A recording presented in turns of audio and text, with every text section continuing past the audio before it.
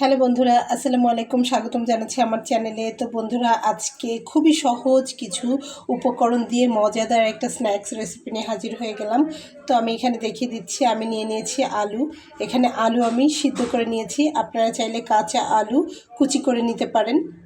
আর এখানে আমি নিয়ে নিয়েছি চিড়া, 1 কাপ পরিমাণ চিড়া পানি দিয়ে ধুয়ে ভিজিয়ে না রেখে জাস্ট গায়ের পানিটা এতে শুকিয়ে নিয়েছি। তাতে কিন্তু চিড়াটা একদম ঝরঝরে হয়েছে, দেখুন একদমই ঝরঝরা মনে হচ্ছে শুকনো চিড়া, কিন্তু না, এটা কিন্তু ভেজানো চিড়া। তো বন্ধুরা, এখানে আমি নিয়ে নিয়েছি বড় সাইজের 2টা আলু, এভাবে কেটে আমি সিদ্ধ করে নিয়েছি।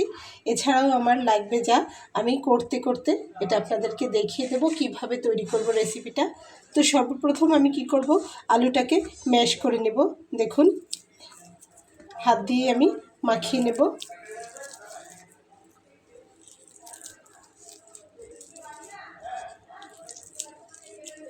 এই যে এভাবে আমি মাখিয়ে নিচ্ছি।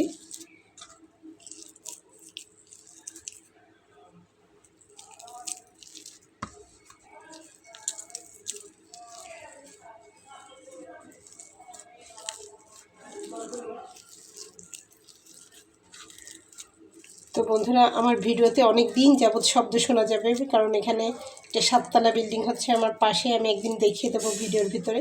তো এত শব্দ হয়, ভিডিওই করতে পারি না, অনেকক্ষণ দাঁড়িয়ে থাকি। কিভাবে করব, দরজা জানালা বন্ধ করে নিই, তারপরে শব্দটাও ভীষণভাবে আসে। স্ত্রীদের কথা আলাপ আচারিতা সব কিছু আমার ভিডিওর ভিতরে। তো এই যে আমি আলুটা ম্যাশ করে নিয়েছি, এবং এখানে আমি নিয়ে নিয়েছি আটা অথবা ময়দা 1/2 কাপ পরিমাণ। এই যে নিয়ে নিলাম। এবার আমি এখানে অ্যাড করব লবণ স্বাদ অনুযায়ী।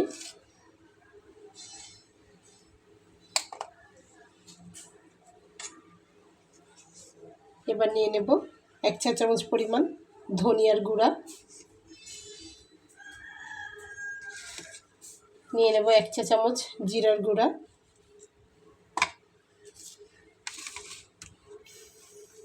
নিয়ে নেব পেঁয়াজ কুচি করে নেওয়া। এখানে আমি বড় সাইজের একটা পেঁয়াজ নিয়ে নিয়েছি, এবং নিয়ে নিয়েছি কাঁচামরিচ কুচি কুচি করে নেওয়া। তো এই রেসিপিটিতে কাঁচামরিচ ব্যবহার করতে হবে বাধ্যতামূলক, সেই জন্য কাঁচামরিচ আমি নিয়ে নিলাম। তা না হলে আমি কাঁচামরিচ সাধারণত দিতে চাই না বাচ্চাদের জন্য।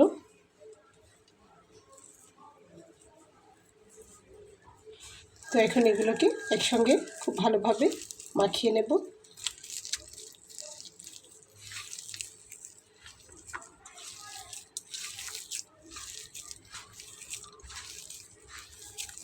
অল্প অল্প পরিমাণে নিয়ে মাখিয়ে নেব।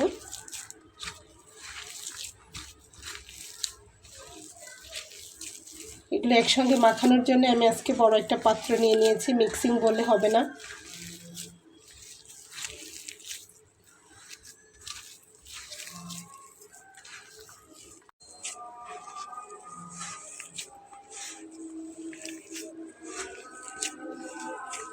তো বন্ধুরা, এখানে কিন্তু সামান্যতম পানিও লাগবে না, একদমই পানি লাগবে না, কারণ এটা একটা শক্ত ডো টাইপের হবে।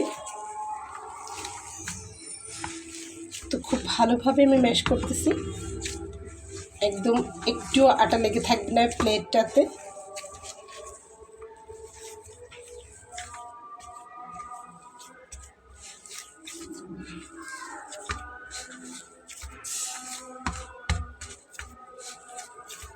তো আমার ডোটা কিন্তু তৈরি করে নেওয়া হয়ে গেছে। এই যে এখন আমি এটাকে, যেহেতু আমি একটা বড় প্লেট নিয়ে নিয়েছি, একটা সাইডে আমি রেখে দেব। দিয়ে আমি এখানে সামান্য তেল দিয়ে নেব প্লেটটাতে, সাদা তেল। তেলটা দিয়ে খুব ভালোভাবে প্লেটটাতে মাখিয়ে নেব।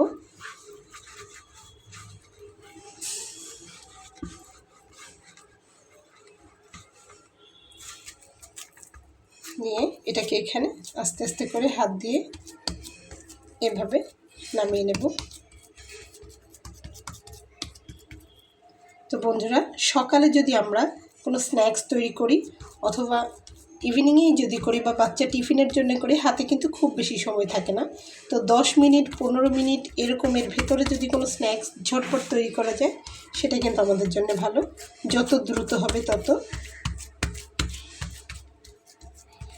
তো এই রেসিপিটি কিন্তু খুবই কুইক, একদম very quick and very easy রেসিপিটি। জাস্ট আমরা যেভাবে হালুয়া বরফি করি সেভাবে এটাকে একটু ট্যাপ ট্যাপ করে নিতে হবে।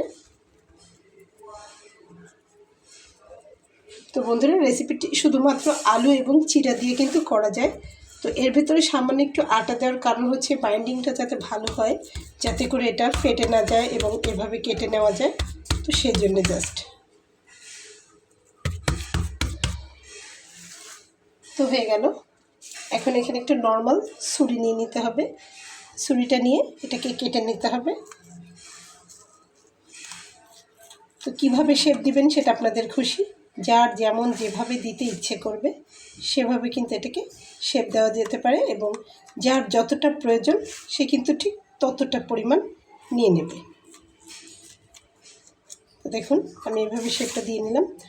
আর যদি একটু পাশ থেকে বেরিয়ে টেরিয়ে যায়, এই যে এখান থেকে যেমন ছুটে গেল, এটা কোনো ব্যাপার না। যখন আমি এটা ভাজবো তখন হাত দিয়ে কিন্তু শেপটা ঠিক করে দেব।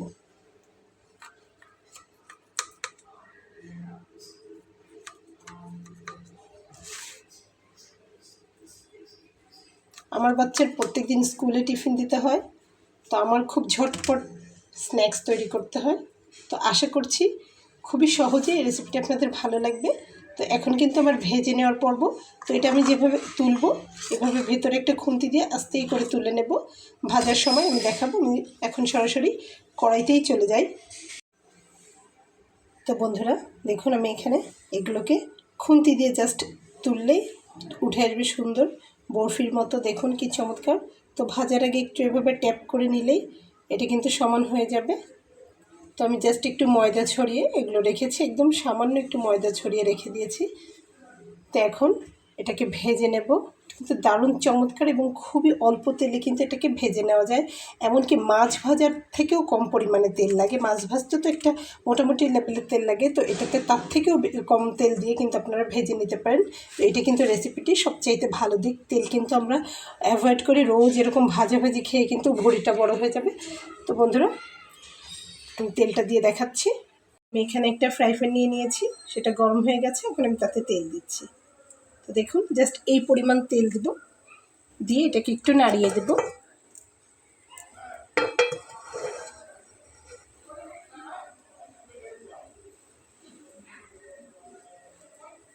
তো ফ্রাই প্যানটা কিন্তু গরম হয়ে গেছে। তো চুলার আঁচটাকে মিডিয়াম টু লোতে রাখবো। তো এই যে এবার আমি একটা একটা করে দিয়ে নেব।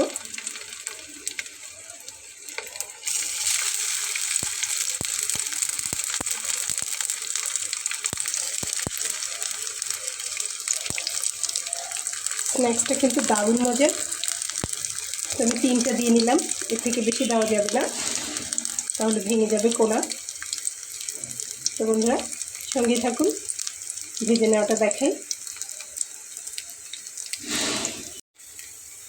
তো বন্ধুরা দেখুন আমি উল্টে দিয়েছি। তো আমি এর ভেতরে কিন্তু খুবই সামান্য আটা ব্যবহার করেছি, কিন্তু বাকি উপাদান যেগুলো চিড়াটা কিন্তু এমনিতেই ড্রাই ফ্রুট অনেক ভালো খেতে, আর সঙ্গে রয়েছে আলু। তো বুঝতেই পারছেন রেসিপিটি কত স্বাদের হবে। দেখুন আমি এপিট ওপিট 2 পিঠ লাল করে ভেজে নিচ্ছি, ওই পিঠটা উল্টে দিয়েছি। আর চুলার আঁচটাকে কিন্তু কমিয়ে রাখবেন, তা নাহলে কিন্তু হবে না। এই যে এই পিঠটাও কিন্তু লাল হয়ে গেছে। তো আমি এটাকে আরেকটুখানি ভেজে নামিয়ে নেব। তো দেখতে কিন্তু দারুণ চমৎকার লাগছে, একদম মনে হচ্ছে ব্রেড দিয়ে তৈরি, পাউরুটি দিয়ে যে ধরনের স্ন্যাক্স তৈরি হয় সেরকম দেখতে লাগছে।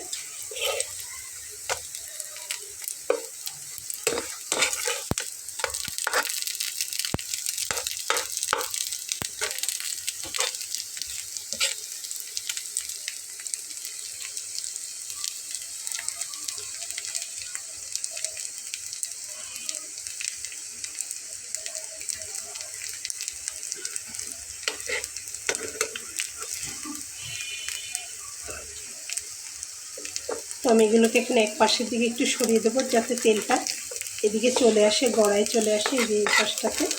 এবং এই খালি জায়গাটা আমি একটা দিয়ে নেব। বন্ধুরা দেখুন ফাঁকা করে নিয়েছি, এই পাশটাতে আমি আরেকটা দিয়ে নিলাম এবং এখান থেকে আমি একটা একটা করে তুলে নেব।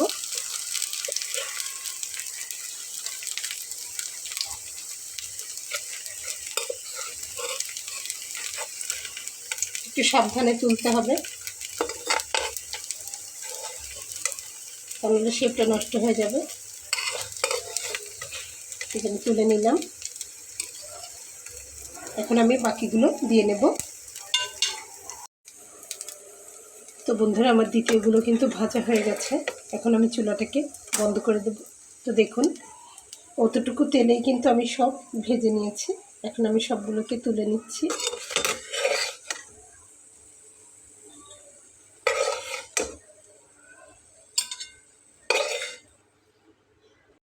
তো বন্ধুরা দেখুন আমার স্ন্যাক্সগুলো কিন্তু তৈরি হয়ে গেছে। আমি আপনাদেরকে বোঝানোর জন্য এভাবে ছড়িয়ে সাজিয়ে নিয়েছি। তো আশা করছি আপনাদের রেসিপিটি ভালো লেগেছে। রেসিপিটি যদি ভালো লেগে থাকে তো আমার ছোট্ট চ্যানেলটিকে সাবস্ক্রাইব করে সঙ্গে থেকে যাবেন বন্ধুরা। এবং দেখুন একদম সামান্য উপকরণ দিয়ে কত মজার রেসিপি কিন্তু তৈরি করে নেওয়া যায়। এই যে একদম ঝটপট চায়ের সঙ্গে বা কোনো অতিথিকে বসিয়ে রেখে বিকালের নাস্তায় খুব মজার, অল্প সময়ের ভেতরে কিন্তু এমন রেসিপি আপনারা করে নিতে পারেন। এই যে খেতে দারুণ মজার, এবং এগুলোকে যে কোনো ধরনের সস দিয়ে ব্যবহার করা যাবে বন্ধুরা। তো আশা করছি ছোট্ট একটি কমেন্ট করবেন এবং আমার ভিডিওটিকে লাইক করবেন। দেখা হবে, আল্লাহ হাফেজ।